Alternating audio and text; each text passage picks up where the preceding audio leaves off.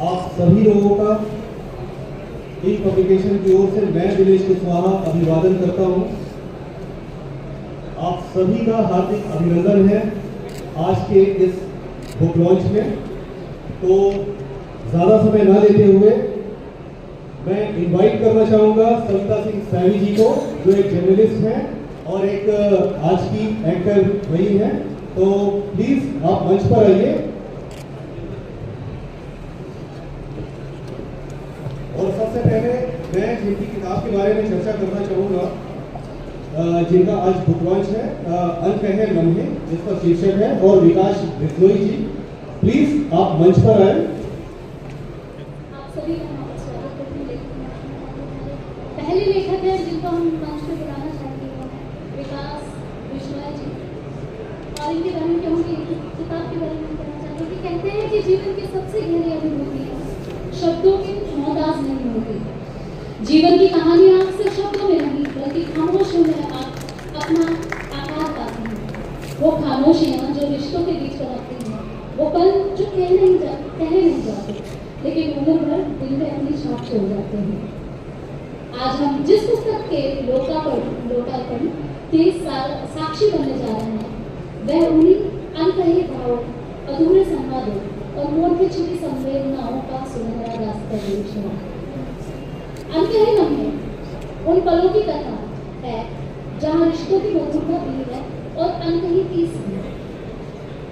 यह पुस्तक पाठकों को भावनाओं की उस यात्रा पर ले जाती है जहाँ हर पाठक अपने ही जीवन के कुछ पन्ने पलटता हुआ महसूस करेगा। इस पुस्तक के लेखक हैं विकास बिश्नोई, एक युवा संवेदनशील और उभरते हुए लेखक एवं कहानीकार।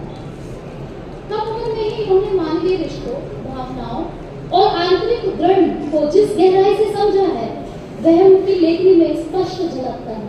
उनकी कहानियां केवल पढ़ी नहीं जाती बल्कि महसूस की जाती हैं। तो please give a round of applause for Vikas Bishnoi जी।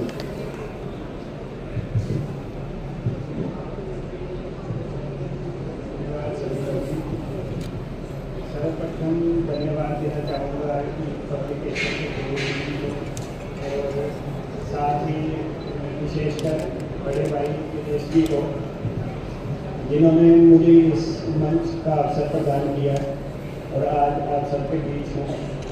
शायद आप सबसे छोटा हूँ आयु में भी और अनुभव में भी।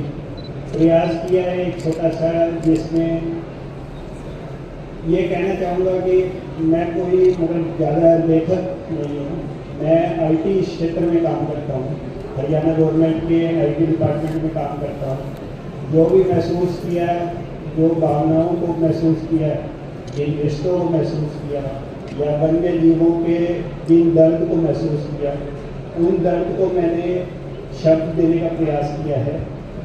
एक छोटे से उदाहरण के साथ मैं समाप्त करूँगा कि जैसे आप एक बार सोचिए, जिस माँ ने हमें 9 महीने कोख में पाला और वही माँ को अगर कुछ हो जाए, वो बिस्तर पर बैठ जाए और आप उनकी सेवा करें, तो आप सोच सकते हैं कि उन भावनाओं को आप, उन लम्हों को आप किसी के सामने व्यक्त नहीं कर सकते।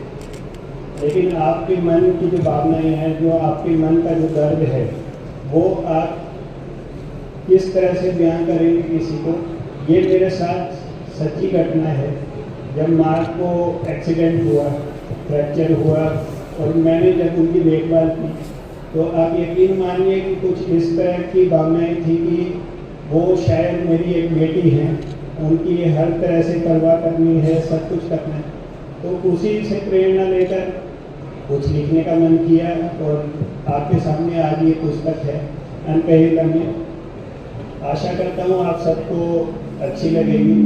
आप सबके जो भी सुझाव हो मुझे जरूर दीजिएगा। धन्यवाद। बिल्कुल। और इस किताब को बनाने के क्रम में मैं और आप साथ साथ थे, तो बहुत अच्छा लगा जब इस वक्त इस किताब के बारे में काम हो रहा था और इस किताब के बारे में जब हमारी बातचीत हो रही थी, तो बहुत ही सुंदर किताब बनकर आई है। और इस किताब को जब आप पढ़ेंगे तो आपको भी बहुत अच्छा लगेगा।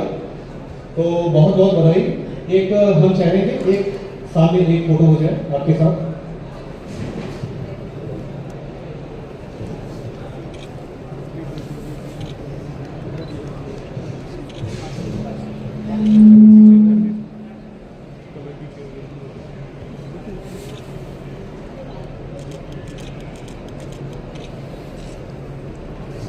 बहुत बहुत धन्यवाद आपका बहुत विकास बधाई। बिश्नोई जी। और इस क्रम में हमारे सामने एक ऐसी पुस्तक है मनु फिरदौस, जिसके बारे में उसके अंदर की कहानी क्या है ये तो सरस आजाद जी बताएंगे। तो प्लीज आप मंच पर आएं और इस किताब के बारे में यहाँ पर बैठे जो दर्शक हैं वो जानना चाहेंगे। लैला मजनू, हीर रांझा, सोहनी महिवाल और रोमियो जूलियट की कहानी आप सबने सुनी होगी, लेकिन क्या आपने कभी मनु फिरदौस के बारे में पढ़ा है या सुना है? शायद नहीं। और इसलिए मैं आज बात करना चाहती हूँ मनु और फिरदौस की प्रेम कहानी की। मोहब्बत की एक ऐसी दास्तान जिसमें वे सारे तत्व हैं जो किसी प्रेम कहानी को अदा बना देते हैं। प्रेम कोई किसी बंधन में नहीं बन सकता, फिर चाहे वे बंधन मजहबी हो ही क्यों ना हो। यह कहानी का साल 1992 में है। मनु और फिरदौस एक दूसरे से प्रेम में पड़ जाते हैं, लेकिन इससे पहले कि उनका इश्क परवान चढ़े, देश में एक ऐसी घटना घटती है जो पूरे राष्ट्र को सांप्रदायिक तनाव की चपेट में ले लेती है। जब पूरा देश इससे अछूता नहीं रह पाता, तो क्या मनु और फिरदौस रह पाएंगे? क्या उनका इश्क मुकम्मल होगा या फिर भ्रम उनके बीच दीवार बनकर खड़ा हो जाएगा? जानने के लिए आपको पढ़ना होगा 1992 में अदब के शहर लखनऊ में रची गई हकीकी इश्क की एक दास्तान मनु फिरदौस। सरस आजाद नहीं, वैसे तो मोह उपन्यास नहीं है, लेकिन राय बरेली रोमांस के बाद हिंदी में उनका दूसरा उपन्यास है। और आपके बहुचर्चित उपन्यास घनश्याम शास्त्री पर फिल्म निर्माण भी है। इनकी कहानियों में आप हमेशा कोई ना कोई संदेश पाएंगे। कई बार ये संदेश प्रत्यक्ष रूप में रहता है और कई बार परोक्ष रूप में। बहुत बहुत आपका स्वागत है सरस आजाद, और हम चाहेंगे कि आप अपनी किताब के बारे में कुछ बताएं। सबसे पहले तो मैं आप सभी लोगों का बहुत बहुत शुक्रिया अदा करना चाहता हूँ। आप यहाँ पर समय निकाल कर आए हैं और सुन रहे हैं, इसके लिए बहुत बहुत शुक्रिया। और मनु फिरदौस मेरे लिए बड़ी खास है। वैसे तो अगर ये कहा जाए कि जब भी कोई किताब आती है तो हमेशा खास होती है, लेकिन मनु फिरदौस कई मायनों में मेरे लिए खास है, बहुत खास है। और उसके कुछ कारणों पे मैं चर्चा करना चाहता हूँ। ये पुस्तक पहले प्लान था कि इसको हम 2026 के बीच में कभी मई जून जुलाई के आसपास लेकर के आएंगे, लेकिन जिस तीव्रता के साथ दिनेश जी ने काम किया है, तीन पब्लिकेशन ने काम किया है इस पुस्तक के ऊपर, वो रिमार्केबल है। और उसके लिए मैं चाहता हूँ कि हौसला अफजाई के लिए, हम सभी की हौसला अफजाई के लिए एक बार जोरदार तालियां हो जाए हम सभी के लिए। बहुत बहुत शुक्रिया।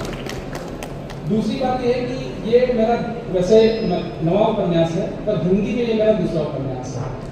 2019 में राय बरेली रोमांस मेरा पहला हिंदी उपन्यास था, और उसके बाद ये मनु फिरदौस, जिसको आप ये देख सकते हैं मेरे हाथ में, ये मेरा दूसरा उपन्यास है।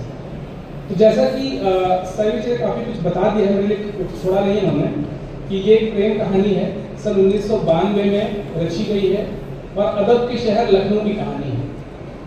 और जैसा कि नाम से ही जाहिर है कि ये मनु और फिरदौस की कहानी है, तो क्या उनका इश्क मुकम्मल हो पाएगा, या फिर जो 1992 में बाबरी की घटना घटती है, उस घटना के कारण जो सांप्रदायिक तनाव पूरे देश में पैदा होता है, क्या वो उनके बीच दीवार बन के खड़ा हो जाएगा, या फिर भी इससे आगे बढ़कर उनका इश्क मुकम्मल हो पाएगा?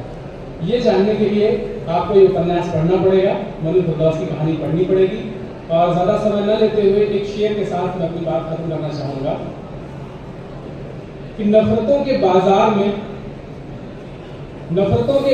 में कारोबार मोहब्बत करता हूँ, नफरतों के बाजार में कारोबार मोहब्बत करता हूँ, जी हुजूरी के दौर में मैं हाकिम से बगावत करता हूँ। बहुत बहुत शुक्रिया। और जब इस किताब पर काम चल रहा था, तब हमारे आपके बीच में बहुत सारे संवाद हुए थे, बहुत सारी बातचीतें हुई थी, और वाकई में ये किताब के बारे में अभी सरस आजाद भी वो उतना नहीं बता पाए हैं जितना ये किताब पढ़ने में इतनी रोमांचक है और इतनी ही जबरदस्त प्रेम कहानी है। मैं चाहूँगा कि यहाँ पे सब लोग इस किताब को पढ़ें और प्रमोट करें। बहुत बहुत बधाई आपको। एक फोटो आपके साथ सी होगी। बहुत बहुत शुक्रिया।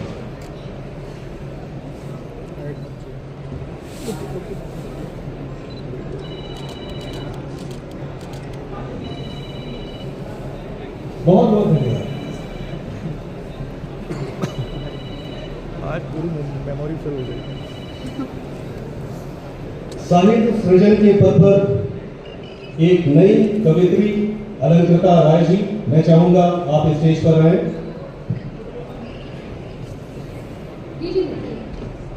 अलंकृता जी की दूसरा काव्य संग्रह। इस काव्य संग्रह में विविध विषयों पर कविता है, जैसे समाज में फैली कुरीतियां और समस्याओं को उजागर करती हुई कविताएं, रिश्तों के ताने बाने बुनती हुई कविताएं और श्रृंगार और गृह रस में मिली हुई कविताएं।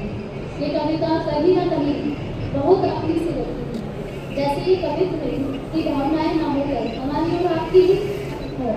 कविताओं के का वह कुरीतियों पर कठोर आघात है और जीवन के सबसे सुंदर अनुभव प्रेम को महसूस करना है। यूँ तो कवित्री गृहिणी है, परंतु शिक्षा क्षेत्र और समाज सेवा में सक्रिय रूप से कार्यरत है। इन्हें विभिन्न सम्मानों से सम्मानित किया गया है, परंतु ये सच्चा सम्मान अपने पाठकों के प्रेम को ही मानते हैं। बहुत बहुत स्वागत है आपका अलंकृता जी, आप आए और अपनी पुस्तक के बारे में आपको समय निकाल के यहाँ पे आप आए, बहुत बहुत धन्यवाद। आपके और मेरे मन के भाव हैं, जिन्हें मैंने शब्दों में भी जोड़ने की कोशिश की है। यद्यपि ये काव्य संग्रह विभिन्न भावों को समेटे हुए है, परंतु इसकी जो नींव है वो प्रेम ही है। आप निश्चित रूप से इस पुस्तक को पढ़ते हुए प्रेम के सागर में जरूर डुबकियां लगाएंगे, और प्रेम ही है जो हमें एक दूसरे से जोड़े हुए है। तो मेरे शब्दों में प्रेम क्या है? पिता की तरह हमने कहा मिलते हैं, जबकि हमारा मिलना एक वैसा ही था जैसे क्षितिज का मिलना, एक कल्पित विस्मृत घटना। एक दूसरे के अच्छे और बुरे दोनों पहलुओं को स्वीकारते जीवन की भूत छाव में चलते हमने तय की कई यात्राएं, जिसमें हम सहयात्री नहीं थे। साथ होने की अपेक्षा हमने चुना पेट में होना। मेरी पहली काव्य संग्रह को आप लोगों ने बहुत प्यार और दुलार दिया। उम्मीद है कि आप मेरी दूसरी काव्य संग्रह गीली मिट्टी को भी उतना ही प्रेम देंगे। बहुत बहुत धन्यवाद। इस किताब के बनाने के क्रम में इसका शीर्षक क्या रखा जाए ये हम तय नहीं कर पा रहे थे। फिर अंततः गीली मिट्टी में एक शीर्षक एक रखा गया, और इसमें सिर्फ प्रेम की ही कविताएं नहीं है, प्रेम है, विरह है और समाज की बहुत सारी विसंगतियों के बारे में इसमें चर्चा है, और बहुत ही अलग अलग विषय है। हाँ, प्रेम प्रधान ये पुस्तक है, तो ज़रूर मैं चाहूँगा कि इस काव्य संग्रह को आप ज़रूर पढ़ें। और बहुत बहुत बधाई आपको अलंकृता राय जी, और हम चाहेंगे एक फोटोग्राफ इस मौके पर आपके साथ।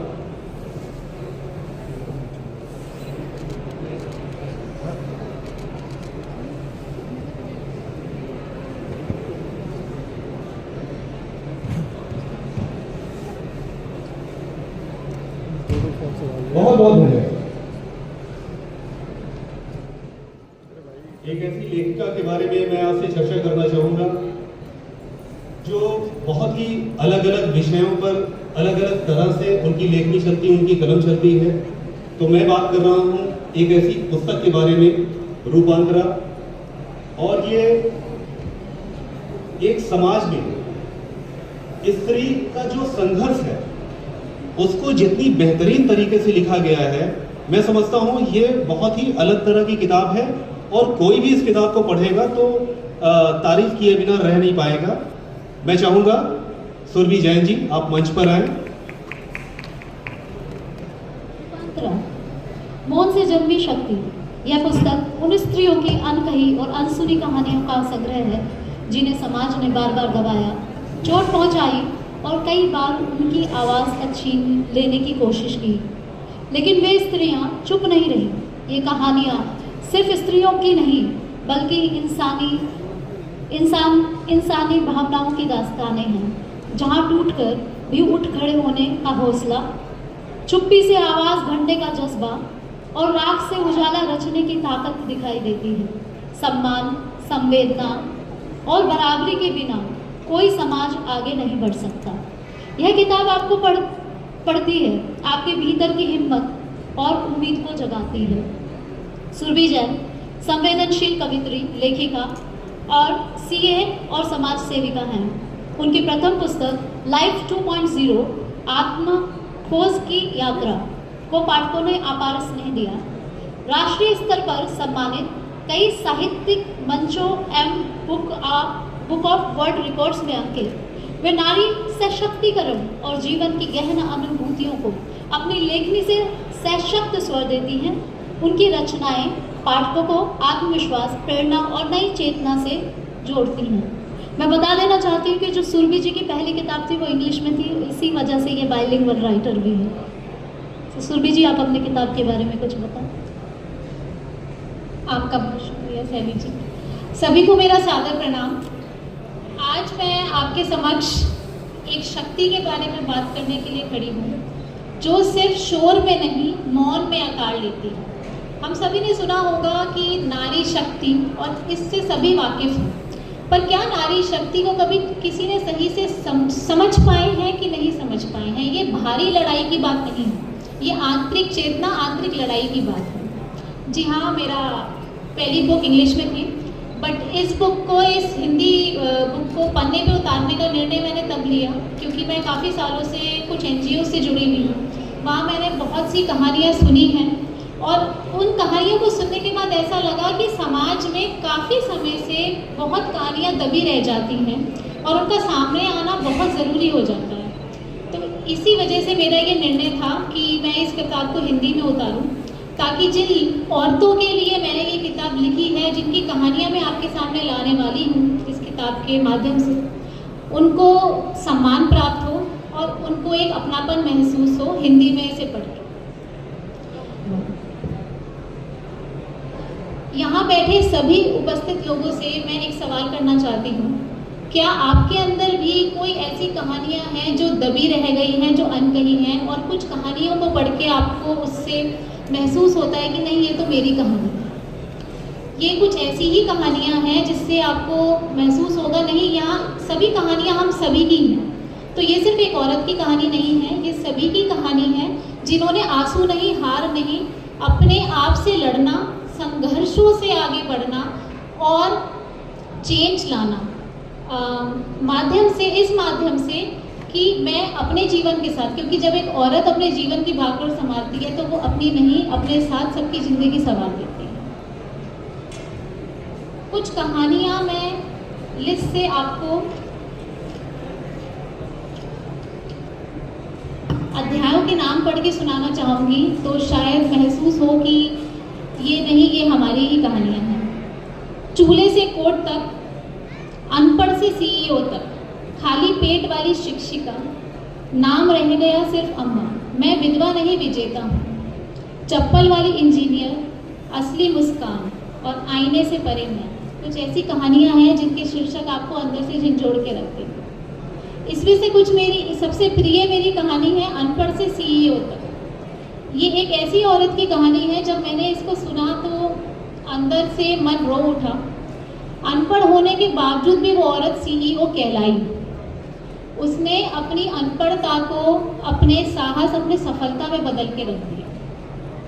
सिलाई का काम चालू किया। बहुत छोटी उम्र में बाल विवाह होने के बावजूद भी उनका 28 वर्ष में उनके पति का निधन हो गया। 3 बच्चों की जिम्मेदारी थी और उसके बाद भी उन्होंने अपना सिलाई मशीन का बिजनेस चालू किया और आज वो बिजनेस ऑनलाइन रन करती हैं। तो ये कुछ ऐसी ही सच्ची दास्तानें हैं जो आपको अपने आप से जोड़ेंगी, और इस बुक का कोई भी पन्ना, कोई भी शब्द अगर आपको अपने आप से मिला सके तो यही मेरी सबसे बड़ी जीत है। Thank you. बहुत बहुत धन्यवाद। और जैसा आपने कहा, इस किताब के बारे में जो कुछ भी आपने बताया, सिर्फ ये इतनी सी किताब नहीं है। आप जैसे जैसे जितने भी चैप्टर पढ़ेंगे, अलग अलग, बहुत ही ये अलग तरह की किताब लिखी गई है। और मैं चाहूँगा एक फोटोग्राफ आपके साथ इस मौके पर।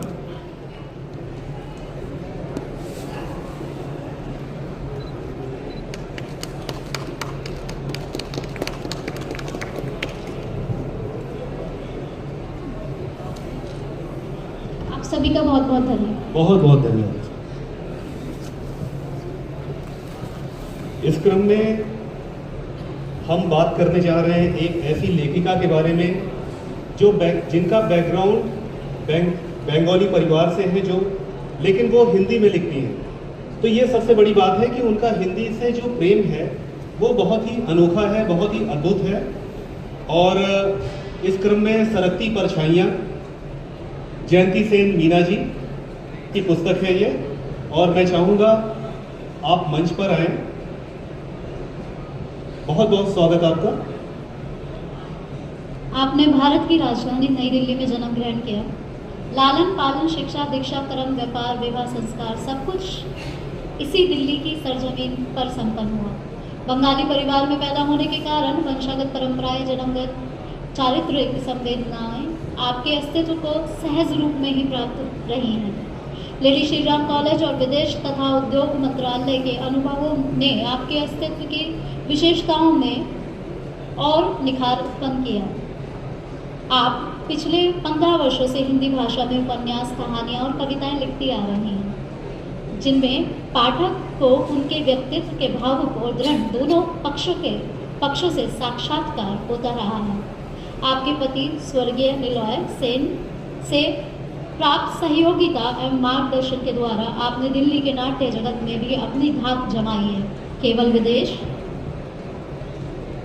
ही नहीं, भारत भूमि में तमाम पर्यटन स्थल, मंदिरों एवं ऐतिहासिक दृष्टि से संपन्न सभी स्थलों पर जाना आपकी अभिरुचि में शामिल है। आपके द्वारा लिखी रचनाओं में रात, 2 वर्षों में, फटे पन्ने, सुनहरे पंखों की उड़ान, नेवर अवे फ्रॉम यू और सरकती परछाइयाँ इन प्रकाशन से प्रकाशित रचनाएं शामिल हैं। आपका बहुत बहुत स्वागत है मैम। आप अपनी किताब के बारे में कुछ 2 शब्द कहें।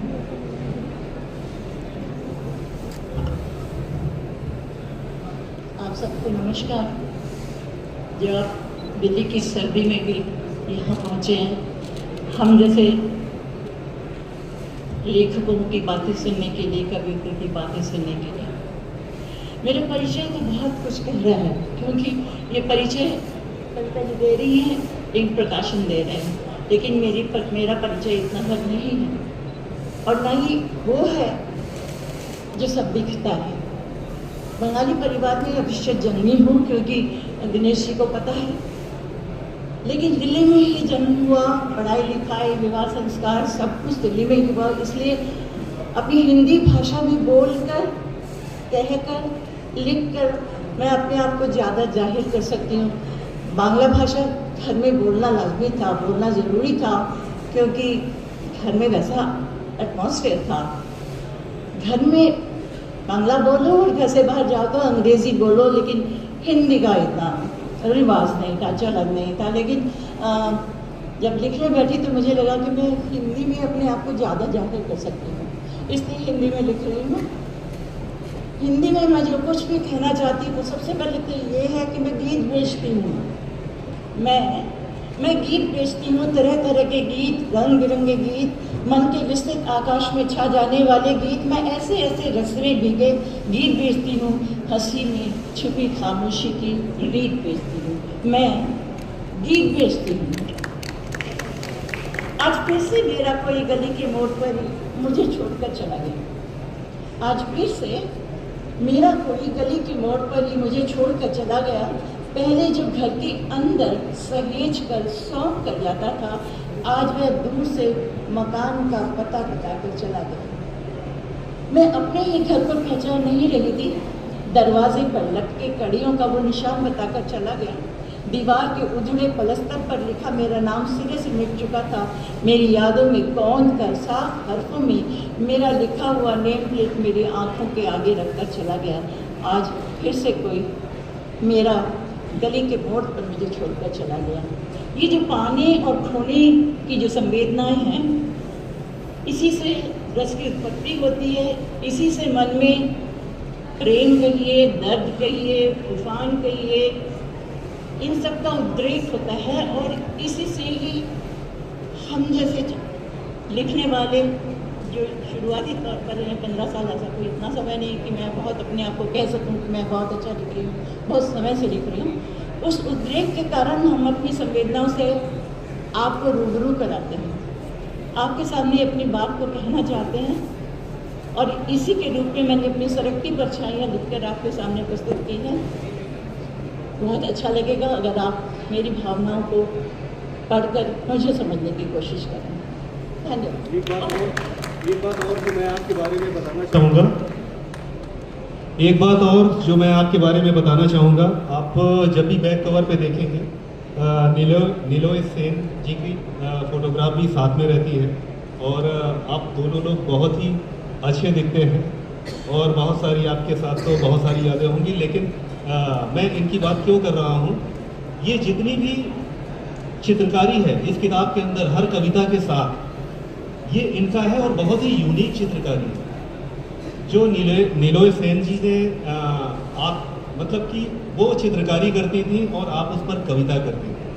तो आप लोगों का साथ में बोलते हुए मुझे भी बहुत अंदर से जैसे गूज़बम्प आ रहे हैं, तो बहुत अच्छा रहा होगा, और यकीनन हम सब बहुत ही यादगार रहा, आज का दिन बहुत ही यादगार रहा आपके लिए भी और हमारे लिए भी, कि मैं इस पुस्तक को प्रेजेंट कर पा रहा हूँ विश्व पुस्तक मेले के इस मंच पर, और एक फोटोग्राफ आपके साथ।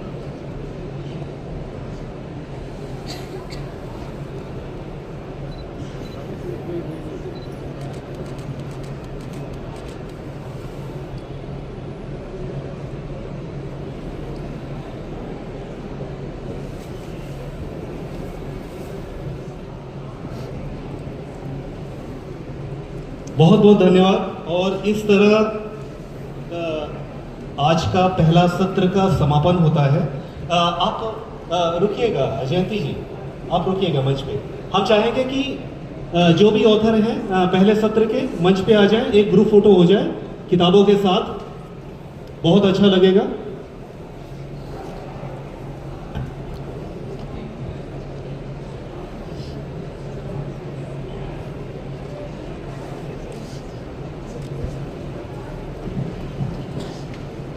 इस प्रथम सत्र के समापन पे सबसे पहले मैं थोड़ा सा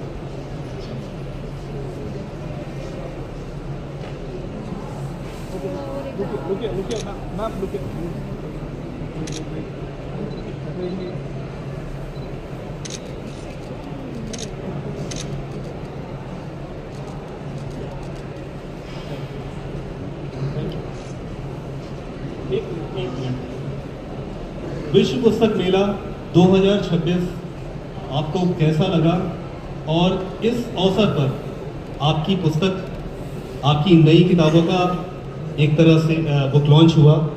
एक लाइन जो पाठकों के लिए और यहाँ बैठे लोगों के लिए। मैं बहुत खुश हूँ, खासकर इन प्रकाशक की शुक्रगुजार हूँ, दिनेश साहब का ज़्यादा। अपने बच्चों के लिए एक बार कहना चाहती हूँ, ना मैं यहाँ होती इन प्रकाशन के स्टेज पे अगर वो मेरे साथ ना आते। मेरी बिटिया अनिया, आलिया और बेटे संचित और अमित, मैं शुक्रगुजार हूँ। Thank you. सुरभि जैन जी। सबसे पहले इन प्रकाशन का शुक्रिया, और दिनेश सरकार जो मुझे हमेशा प्रोत्साहित करते रहते हैं कुछ ना कुछ नया करने के लिए, और पूरे साल इन्होंने मुझसे पूछा कि आप कुछ कर रही हैं या कुछ बना रही हैं नया। तो आज ये पुस्तक मेरे हाथ में है, और सबके लिए एक ही मैसेज कि प्लीज़ बिलीव, ये यकीन रखना चाहिए हमें कि नारी शक्ति सिर्फ शोर में नहीं जनती, मौन से जनती, और वहीं से असली रूपांतर स्टार्ट होता है। इसीलिए इसका टाइटल रूपांतर है। बहुत खूबसूरत। लता राय जी। बहुत बहुत शुक्रिया इस पब्लिकेशन का और दिनेश जी का, जिन्होंने कह सकते हैं कि इस पूरी किताब लाने का श्रेय इन्हीं के ऊपर है। अंतिम समय में आप सब लोग ऐसे बोल रहे हैं, ऐसा लग रहा है कि पहले से हम एक तय करके आए कि मेरी तारीफ पहले करनी है, उसके बाद कुछ बोलना है। नहीं, आपकी तारीफ इसलिए की जा रही है क्योंकि ये जो किताबें हैं वो एकदम अंतिम के 15-20 दिनों में तैयार हुई हैं, और शायद मेरा बस चलता तो ये 2026 में कभी आती बीच में अगस्त वगैरह तक, पर इनकी मेहनत थी जो आज इस मंच पे इस पुस्तक के साथ हम सभी उपस्थित हैं। और एलिमेंट्री का उद्देश्य ये है कि देश में और मनुष्य में जो देश की भावना है उसे छोड़ के आप प्रेम में डूबिए, वो ज़्यादा महत्वपूर्ण है और ये जीवन को सरल भी बना देते हैं। बहुत खूबसूरत बात। विश्व पुस्तक मेला में एक संदेश पाठकों के लिए और यहाँ बैठे दर्शकों के लिए। विश्व पुस्तक मेले में पहली बार आया, बहुत अच्छा अनुभव रहा। इन पब्लिकेशन की टीम का धन्यवाद दूंगा कि जिन्होंने यहाँ मुझे बुलाया, इस अवसर तक पहुँचाया मुझे। संदेश सिर्फ यही है कि यहाँ जो भी आए सब कुछ सीख कर जाएँ और अपने मन में कोई ना कोई पुस्तक जो भी आपको प्रेरणा देती है उससे कुछ प्रेरणा लेकर जाएँ और अपने जीवन में कुछ बदलाव अवश्य करें। बहुत बहुत धन्यवाद। सरस आज़ाद जी, थोड़ा सा आप इधर आ जाए फ्रेम में। कोई संदेश पाठकों के लिए और यहाँ बैठे दर्शकों के लिए। मैं 1 मिनट चाहूँगा दिनेश जी। सबसे पहले तो ये कहना चाहूँगा कि 2026 की इससे शानदार और धमाकेदार शुरुआत नहीं हो सकती थी और 2025 के एक हाईलाइट का जिक्र करना चाहता हूँ मैं। मेरी मुलाकात एक ऐसे व्यक्ति से हुई, उनसे परिचय हुआ जिनके साथ मैं अभी मंच साझा भी कर रहा हूँ और मेरी किताब जो मनु फिरदौस है वो इतने कम समय में अगर आई है तो उसका जो है क्रेडिट पूरी तरीके से दिनेश जी को जाता है। इनकी मुस्कुराहट ही इनके पूरे व्यक्तित्व को बयां करती है। 2 और नाम मैं लेना चाहता हूँ जिनका मैं जिक्र करना चाहता हूँ। एक मेरे मित्र हैं श्रीओम सिंह जो मेरे साथ लखनऊ से आए हैं इस कार्यक्रम में सम्मिलित होने के लिए, और एक मेरा बहुत ही प्यारा स्टूडेंट है अली अफराज, वो यहाँ पर मौजूद है, तो उसका भी मैं शुक्रिया अदा करना चाहता हूँ कि वो भी यहाँ पर आया है। बहुत बहुत धन्यवाद आप सभी का। और इसी के साथ पहला सत्र समाप्त होता है। मैं चाहूँगा डॉक्टर मोनिका शर्मा जी मंच पर आएँ। डॉक्टर मोनिका शर्मा जी।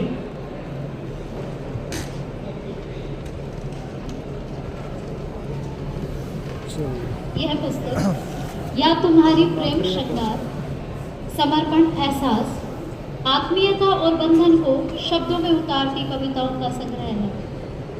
शब्द जो कभी मुस्कुराते हैं, कभी रुलाते हैं, कभी आलिंगन है, कभी विरह है, कभी शर्माते हैं, कभी इटलाते हैं, कभी हाथ जमाते हैं और कभी पलकें झुकाते हैं।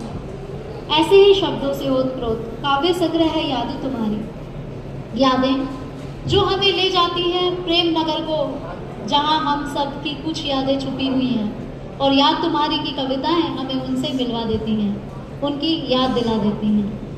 डॉक्टर मोनिका शर्मा जो व्यावसायिक रूप से एक पशु चिकित्सक हैं, उत्तर प्रदेश सरकार में उप मुख्य पशु चिकित्सा अधिकारी के पद पर कार्यरत हैं।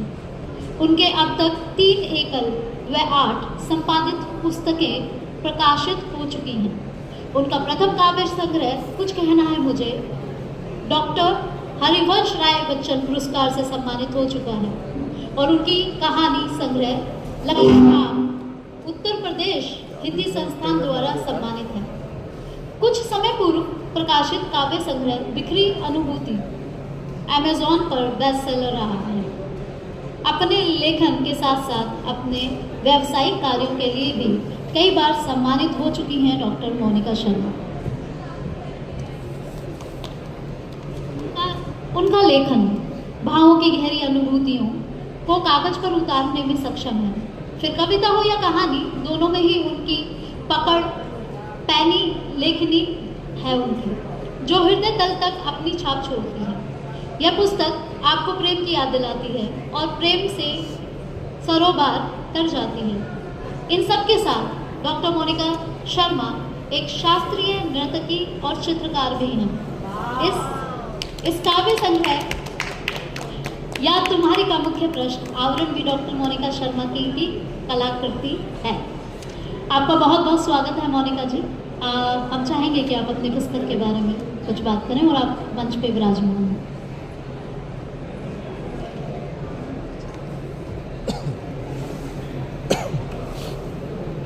मैं चाहूँगा कि डॉक्टर मुकेश गुप्ता जी भी मंच पर आएं। बहुत बहुत स्वागत है उनका।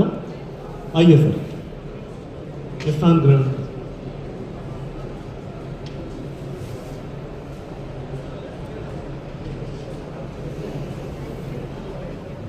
मैं चाहूँगा आप सभी के बीच याद तुम्हारी जो मेरे हाथों में है और आज इस बुक का लॉन्च है।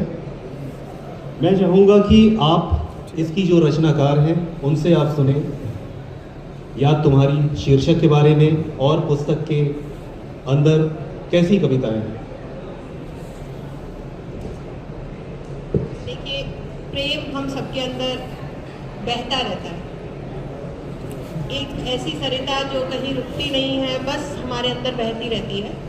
और उसी सरिता में जब हम गोता लगाते हैं तो आती है याद तुम्हारी। यादें जो प्रेम के साथ जुड़ी रहती हैं और वो प्रेम जो हमारे से जुड़ा रहता है। मुझे नहीं लगता कि इसको जब आप पढ़ेंगे तो इसमें से कोई भी कविता ऐसी होगी जो जिससे आप खुद को नहीं जोड़ पाएंगे। कहीं ना कहीं हर किसी के जीवन में वो क्षण होंगे जो उन्होंने जिए होंगे, जो याद तुम्हारी में मैंने उतारने की कोशिश की है। प्रेम जिसका धुरी जो है हमारी यादें रहती हैं और उन यादों में हम हमेशा बहते ही रहते हैं। इसी में एक अगर मैं अपने आप को एक दो शब्दों में बताने की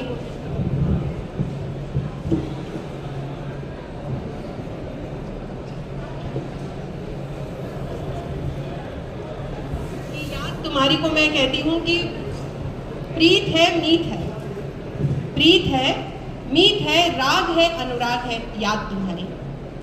प्रीत है मीत है, राग है अनुराग है याद तुम्हारी। तकरार है इनकार है, तकरार है इनकार है, फिर भी इकरार है याद तुम्हारी। एहसास है, एहसास है आभास है, हर बार कुछ खास है याद तुम्हारी। प्रेम है स्नेह है प्यार है और जीवन का आधार है याद तुम्हारी। तो ये याद तुम्हारी की एक तरीके से भूमिका समझ लीजिए। और मैं ये कहना चाहती हूँ कि इसको हम इस तरीके से भी कह सकते हैं कि प्रेम पगों पर चलते हुए एक कली सकुचाई है। प्रेम पगों पर चलते हुए एक कली सकुचाई है, देखो तुमसे मिलने मेरी प्रेम कविता आई है। देखो तुमसे मिलने मेरी प्रेम कविता आई है। ताली नहीं बजा पाएंगे, सॉरी। जैसे जिंदगी का सफ़र जो है, जिंदगी यादों का सफ़र है और प्रेम यादों की धुरी और ज़िंदगी की नींव भी है। और अंतकरण की जो धुंधली सी यादें हैं जब वो कागज़ पर जगह बनाती हैं तो कविता कहलाती हैं। और प्रेम और स्नेह के जब क्षण यादों में मुस्कुराते हैं तो वो प्रेम काव्य बन जाते हैं। और प्रेम कविता जब माला में पिरोली जाती है तो वो याद तुम्हारी हो जाती है। बहुत शानदार। तो आप इसे पढ़ें और मुझे बताएं कि क्या लिख पाई हूँ, क्या आपको पसंद आकर आ पाई हूँ। और इसमें ही मैं एक छोटी सी, अगर आप इजाज़त दें तो एक कविता। जी जी बिल्कुल बिल्कुल।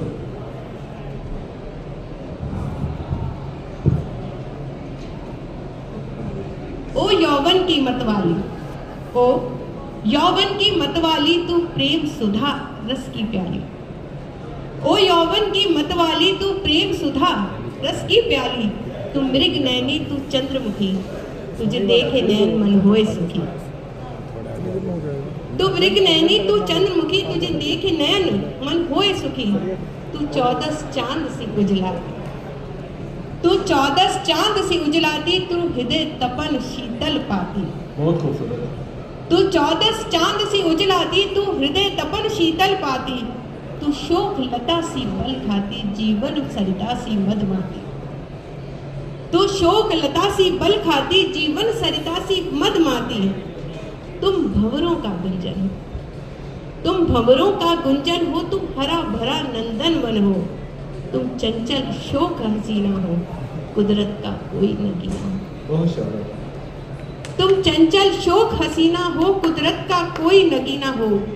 तुम सावन की फुहार प्रिय, तुम सावन की फुहार प्रिय, जो करे हरित श्रृंगार प्रिय। तुम फूलों सी शर्माती हो, तुम फूलों सी शर्माती हो, कभी दमक ओस सी जाती हो। कभी चांद में ईश जगाती हो, कभी खुद ही चांद बन जाती हो। कभी चांद में ईश जगाती हो, कभी खुद ही चांद बन जाती हो। कभी मधुवन सी महकती हो, कभी मधुवन सी महकती हो, कभी चिड़ियों सी चहकती हो।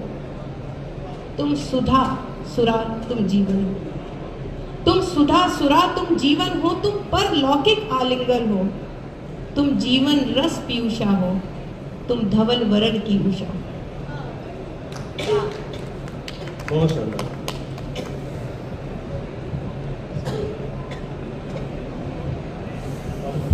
तुम जीवन रस पीयूषा हो, तुम धवल वरण की उषा हो, तुम प्राणदायिनी श्वास मेरी, तुम जीवन का उल्लास मेरी, तुम अधरों पर मुस्कान लिए, तुम देती जीवन प्राण प्रिय, तुम ईश्वर का वरदान प्रिय, जीवन रखना ऊर्जावान प्रिय।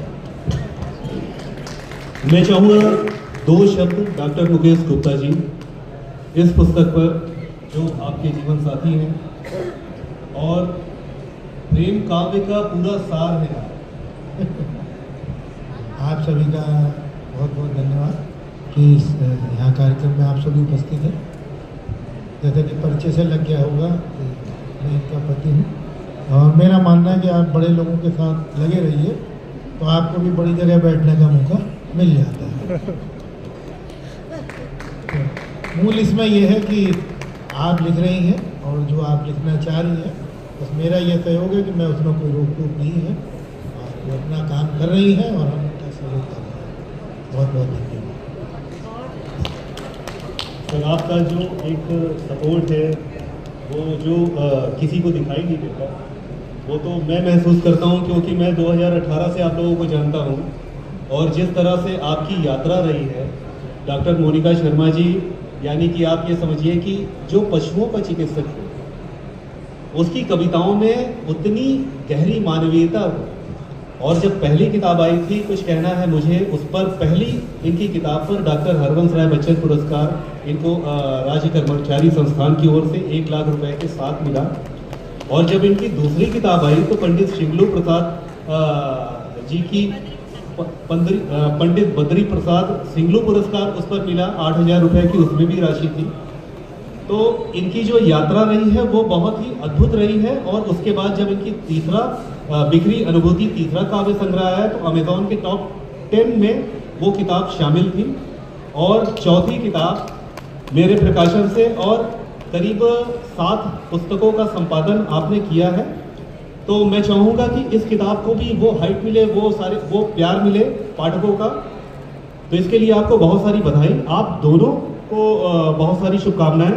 और मैं जानना चाहूँगा कि इसके अलावा, प्रेम के अलावा भी क्या इस पुस्तक में कुछ और भी है पाठकों के लिए? जी नहीं, इसमें प्रेम की ही विभिन्न अनुभूतियाँ हैं। प्रेम, विरह, एक दूसरे के लिए एहसास, आभास, हर चीज़ प्रेम से जुड़ी हुई सारे भाव आपको इसमें पढ़ने को मिलेंगे और उसकी कविताएं आपको मिलेंगी। और इसमें सिर्फ क्योंकि ये प्रेम काव्य ही है, तो जो आपको उन्होंने कहा कि मेरे प्रेम की धुरी जो है मेरे बगल में बैठे ही हैं ये मेरे, तो इन्हीं की वजह से वो प्रेम मेरे जीवन में एक सरिता बन के बहता है और इनका बिना इस प्रेम काव्य के आ पाना संभव ही नहीं था। तो मैंने इनके लिए एक छोटी सी कविता जो लिखी थी वो मैं ज़रूर शेयर करना चाहती हूँ आप लोगों से। एक बहुत छोटी सी कविता। बिल्कुल, थोड़ा सा वक्त है हमारे पास। मैंने कब कहा कि मैं तुम्हें प्यार करती हूँ। मैंने कब कहा कि मैं तुम्हें प्यार करती हूँ। मैं तो बस तुम पे जान निसार करती हूँ। मैंने कब कहा कि तुम मेरे दिल में रहते हो। मैंने कब कहा कि तुम मेरे दिल में रहते हो। तुम तो मेरी रग रग में बहते हो। मैंने कब कहा। बहुत खूबसूरत। मैंने कब कहा कि तुमसे मेरा जहान है। मैंने कब कहा कि तुमसे मेरा जहान है, पर तुम नहीं तो सब वीरान है। मैंने कब कहा। मैंने कब कहा कि तुम्हारे पास मुझे आना है। मैंने कब कहा कि तुम्हारे पास मुझे आना है, बस तुमसे दूर नहीं जाना है। मैंने कब कहा। मैं यहाँ पर बताना चाहती हूँ कि कविता लिखना, उसको भावों में लिखना, लेकिन एक उस चीज़ के लिए आपको माहौल मिल पाए, आप लिख पाएँ, मुझे लगता है कि बहुत लोग के पास बहुत से भाव होते हैं, वो उनको लगता भी है कि मैं लिख सकती हूँ, लेकिन एक पारिवारिक आपको जो सपोर्ट मिलती है वो चीज़ नहीं मिल पाती है। तो मुझे उस चीज़ की कभी कमी नहीं रही। जैसे कि अभी सैवी जी ने बताया कि आप ये सुनकर हैरान होंगे कि मैंने अब से 6 साल पहले केवल कथक नृत्य सीखना शुरू किया, क्योंकि मैं बचपन से चाहती थी पर पहले कुछ ऐसा मौका नहीं मिल पाया। लेकिन इनकी सपोर्ट में ये रहा कि इन्होंने कहा कि जब अब जो करना चाहती है उसको पीछे क्यों छोड़ना है, तुम्हारा मन है सीखो। और मैंने उसको सीखा और मैंने उसके एग्ज़ाम दिया और उसे पास किया। समझिए कि उस लेवल पे इनका सपोर्ट रहा और वो मेरे लिए बहुत बड़ी बात है। और जो मैं कलाकृतियाँ बनाती हूँ तो बिखरी अनुभूति के ऊपर भी जो मेरी ही पेंटिंग थी जो इसका कवर पेज बनी थी। हाँ जी, इस किताब पर भी आपकी ही पेंटिंग और है। ये मेरी ही पेंटिंग है जो याद तुम्हारी के कवर पेज पर है। तो मुझे ऐसे ही कुछ कैनवस पर रंग बिखेरने का शौक है और दिनेश जी उसे चयनित कर लेते हैं कि लीजिए यही कवर पे आएगी। तो दिनेश जी का इसके लिए बहुत बहुत धन्यवाद। करने का कोई रास्ता भी तो नहीं है। साथ ही देखिए मेरे 2 बेटे हैं और दोनों का मैं बहुत बहुत तहे दिल से शुक्रिया अदा करती हूँ, क्योंकि उन लोगों के सहयोग के बिना तो संभव ही नहीं था। जब मैंने अपनी काव्य यात्रा शुरू करी तो छोटा बेटा स्कूल में ही पढ़ रहा था और फिर भी उसने मुझे बहुत ज़्यादा समय नहीं दिया। मांगा मुझसे कि हाँ भाई आप मेरे साथ समय बिताइए, आप क्यों उसमें लगी हैं लेखन में। तो उसके सहयोग की वजह से और अपने बड़े बेटे के साथ की वजह से, ललित और अनंत दोनों जो है मेरे बेटे, उनकी वजह से आज मैं यहाँ तक पहुँच पाई हूँ। और मेरा बड़ा बेटा तो नहीं आ पाया, छोटा बेटा यहाँ मौजूद है Anand. Thank you very much. और इसमें साथ में मैं ये कहना चाहती हूँ कि मेरी इस जो खुशी है उसमें मेरे मामा जी का बहुत बड़ा योगदान था। लेकिन कुछ ऐसा रहा कि अभी लास्ट ईयर वो चले गए, तो मेरे लिए उनका भी सहयोग बहुत रहा है और ये मैंने पुस्तक उन्हीं को समर्पित की है। तो क्योंकि वो नहीं रही है, लेकिन उन्होंने मुझे एक बेटी का वो प्यार दिया जो शायद कोई नहीं दे सकता था। तो मैं उनके भी तहे दिल से आभार व्यक्त करती हूँ।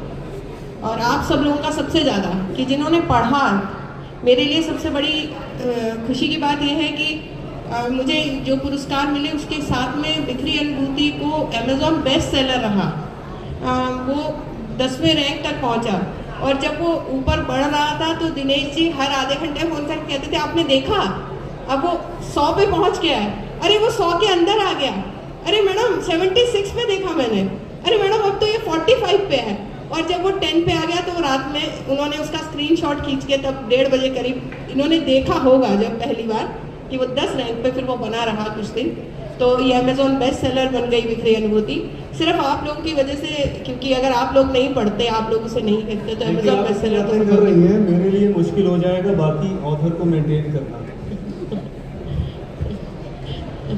नहीं, आज इसमें खास तौर पे एक बात मैं और कहना चाहती हूँ कि दिनेश जी को ने जैसे कहा 2018 से मैं पब्लिकेशन से जुड़ी हुई हूँ और इतना सहयोग और इतना सब कुछ समझने की कोशिश, ये किताब भी अगस्त से चल रहा था कि लेके आनी है, पर कुछ ऐसा रहा, मेरे पैर पे चोट लग गई थी, मैं बहुत ज़्यादा नहीं कंसंट्रेट कर पा रही थी। लेकिन उसके बावजूद ये दिसंबर में फाइनलाइज हो गई और दिनेश जी से ले आए। इसके लिए मैं इंक पब्लिकेशन और दिनेश जी दोनों का बहुत धन्यवाद देती हूँ। और सेवी का भी कि उन्होंने इतना अच्छा सा मेरे बारे में बोला। और छोटी बहन है मेरी, मोनिका जी, छोटी बहन है, तो बहुत बहुत आभार।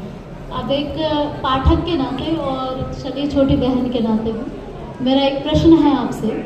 आपका जैसे कि आपने बोला कि आपकी जो किताब है उसका आधार प्रेम है, ठीक है, तो मानवीय प्रेम और आत्मा के प्रेम दोनों में आप क्या डिफरेंस समझती हैं? मतलब मानव से तो हम सभी प्रेम करते हैं, लेकिन जैसा हम कहते हैं ना प्रेम कण कण में निवास करते हैं, तो मैं आपका प्रेम का जो है एक जो अलौकिक प्रेम है, क्योंकि आपने अपनी एक कविता में अलौकिक प्रेम का वर्णन किया है, तो उसी अलौकिक प्रेम का जो पक्ष है ना, मैं बस उस पर थोड़ी सी क्लियरिटी चाहूँगी। देखिए, प्रेम हमेशा ही अलौकिक होता है। आप किसी से कभी आप देखिएगा कि आप किसी अनजान व्यक्ति से पहली बार मिलते हैं और आपको इतना आषाढ़ प्रेम उससे महसूस होता है। जैसे कि सेवी से भी मैं कितने बरस पहले जब पहली बार बुक फेयर में मिली थी, पता नहीं मुझे लगा कि ये तो मेरी बहन ही जैसी है। तो उस दिन से ही इसने भी मुझे दीदी मान लिया और एक प्रेम जो महसूस हुआ वो अलौकिक था।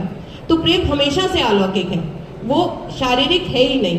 प्रेम एक आभास है, एक एहसास है, और उस एहसास को हम कभी भी मानवीय नहीं मान सकते। मानवीय उसका केवल जो हम क्या कहते हैं प्रेजेंटेशन है वो मानवीय है, जो हम दिखाते हैं वो मानवीय है, लेकिन प्रेम कभी भी मानवीय नहीं था। वो हमेशा से अलौकिक था, हमेशा से अंदर तक, हृदय तल तक से जो आप। बहुत ही अच्छा आपका जवाब है, क्योंकि ये मैं जयंती जी से और अभी आपने अपने मामा जी के बारे में बात की, तो ये मैं इसलिए मैंने ये प्रश्न किया कि प्रेम मरने के बाद भी जिंदा रहता है, यानी कि प्रेम जो है उसका डायरेक्ट संबंध आत्मा से है।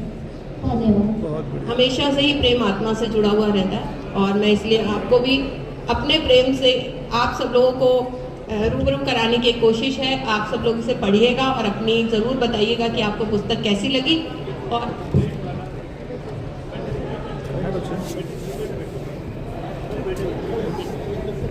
खड़े हो गए।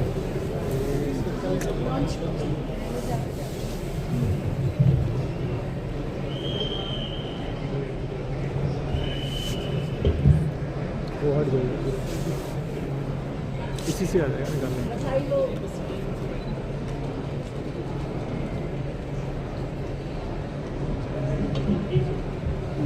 एक छोटी सी बस 1 मिनट लेंगे, आप लोग भी इंतजार कर रहे होंगे कि हम लोगों ने थोड़ा सा ज़्यादा समय ले लिया। मैं एक ऐसी लेखिका के बारे में मैं आपसे चर्चा करना चाहूँगा, सोनू चौहान जी। आप ये समझिए जो सिर्फ एक हाउसवाइफ हैं और बहुत ज़्यादा पढ़ी लिखी नहीं है, लेकिन उनकी कहानियों में जो बात है, जो ज़मीन बिल्कुल ऐसा लगेगा जैसे आपके घर की कहानी हो, और उसमें एक अजीब सा आपको अपनापन लगेगा, एक रिश्तों की एक अजीब सी एक ऐसी बात लगेगी कि जो आप बार बार अपने परिवार में महसूस करते हैं जब कोई छोड़कर चला जाता है, या कोई घर से निकला, पढ़ाई किया और वो चला गया नौकरी करना, और एक अजीब सी बात होती है कि फिर वो कभी नहीं लौटता। तो ऐसी ऐसी कहानियां हैं उनके जीवन में, और पूरा जीवन उनका इस तरह से है। और एक सबसे बड़ी बात यह है कि जिस वक्त मैं उनकी पहली किताब पर काम कर रहा था, वो कैंसर से लड़ रही थी, उनका कीमोथेरेपी चल रहा था, और एक संयोग कहिए कि एक अजीब सी एक बात कहिए या प्रार्थना कहिए या जो भी जीने की एक लालसा कहिए, कि जैसे जैसे मैं उनकी जितनी, ये था कि एक किताब निकालना भी मुश्किल था, और उसके बाद धीरे धीरे करते करते उनकी 10-11 किताब हो गई, और अभी भी वो संघर्ष कर रही हैं। लेकिन वो अपने आप से, और पैरालिसिस का अटैक भी पड़ा, बहुत सारी चीज़ें। मैं चाहूँगा 2 शब्द मोनिका जी, सोनू चौहान जी के लिए। सोनू जी जो है एक गृहिणी होते हुए भी एक बहुत अच्छी लेखिका है। उनकी कहानियों में एक खास बात होती है, एक तो वो कहानी बिल्कुल ज़मीन से जुड़ी हुई हमारे आसपास घटित होती महसूस होती है, साथ ही दूसरी बात है कि वो उनका लिखने का तरीका ये है कि वो कहानी में कहानी सुनाती हैं, कि मैं उससे मिली और उसने ये बात कही तो उसमें मैंने ये कहानी सुनाई। तो इस तरीके की वो कहानी लिखने की उनकी शैली है, लेकिन वो इतनी छोटी छोटी बातों पर, अपने आसपास होने वाली बातों पर इतनी गहराई से कहानी लिखती हैं कि शायद ही कोई अच्छे से लिख पाए उतना। और उनकी इतने बीमार रहने के बावजूद उनकी लेखन की शक्ति है जिसने उन्हें खड़ा किया हुआ है। और जो जैसा कि दिनेश जी ने कहा कि जब पहली पुस्तक आने वाली थी तो तब ये लग रहा था कि शायद वो ये ना हो कि वो अपनी पहली पुस्तक भी ना देख पाए, लेकिन ईश्वर की कृपा से आज उनकी 11 पुस्तकें आने के बाद अभी भी वो इस स्थिति में नहीं थी। मैं चाहती थी कि वो यहाँ आए, वो आ नहीं पाई है, लेकिन फिर भी उन्होंने बहुत अच्छे से उनके लेखन के कार्य को रखा है। मैं चाहूँगी कि आप सोनू चौहान जी की कहानियाँ पढ़ें और उनका आनंद लें और जीवन के साथ जुड़ सकें। बहुत बहुत धन्यवाद। बहुत बहुत धन्यवाद। एनबीटी के स्टाफ का भी बहुत बहुत धन्यवाद। आप सभी ने इतना समय दिया, उसके लिए बहुत हृदय तल से हम आभारी हैं। और आज लेखक मंच इंक पब्लिकेशन का कार्यक्रम यहीं पर समाप्त होता है। बहुत बहुत धन्यवाद। विश्व पुस्तक मेला 2026 बहुत ही यादगार रहा, और इसी के साथ आज पहला दिन है और ये शुरुआत भी बहुत अच्छी रही। बहुत बहुत धन्यवाद सभी का एमबीटी के सभी स्टाफ के साथ बहुत मैं आप सब लोगों का 2 शब्द कहना चाह रही हूँ कि मैं निशब्द आभार अभिव्यक्ति को शब्द कहाँ से लाऊं? मैं निशब्द आभार अभिव्यक्ति को शब्द कहाँ से लाऊं? हाथ जोड़कर नमन करूं या नतमस्तक हो जाऊं? हाथ जोड़कर नमन करूं या नतमस्तक हो जाऊं? धन्यवाद। थैंक यू वेरी मच बेटी।